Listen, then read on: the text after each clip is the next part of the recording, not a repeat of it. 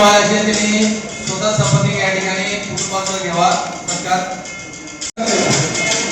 शिक्षणाधिकारी आदरणीय मनीष पवार साहेब यांनी सरकारकडे विनंती करतो आणि हनुमंतदास बैरागी सर हे नुकतेच फेब्रुवारी महिन्यामध्ये सेवा प्रामाणिकपणे काम करेल यासाठी प्रयत्न करेल। मी शिक्षकांना नेहमी सांगते, जिल्हा शिक्षण प्रशिक्षण संस्थेच्या ठिकाणी जे शिक्षण होतात त्या ठिकाणी शिक्षकांना नेहमी सांगत असते की बंधू भगिनींनो, आपण 100% नाही तर 95% निदान यशस्वीपणे काम करूया।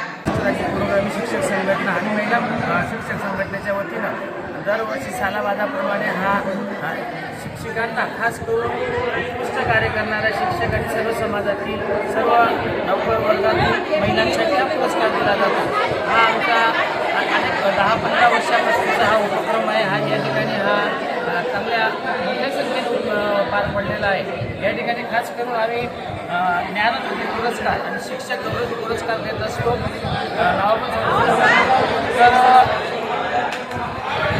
मोठ्या प्रमाणात साजरा होणारा पूर्ण जिल्ह्यातनं, धुळे जिल्ह्यातनं आणि पूर्ण 4 तालुक्यातनं उत्कृष्ट काम करणारा आरोग्य डिपार्टमेंट, शिक्षण डिपार्टमेंट, पोलीस डिपार्टमेंट, आरोग्य सेविका, त्याचप्रमाणे अंगणवाडी सेविका या मी त्या विकासासाठी होते की आपण बाहेरचं जग तर पाहिलं पाहिजे ना, बाहेरच्या जगाशी आपण तुलना तर केली पाहिजे ना, त्याला महत्त्व असतं।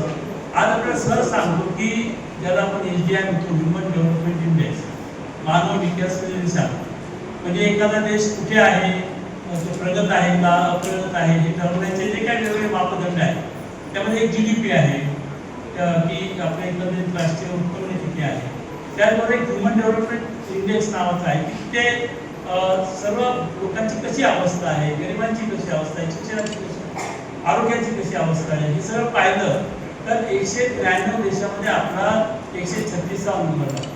किती पाठीमागे आहोत आपण।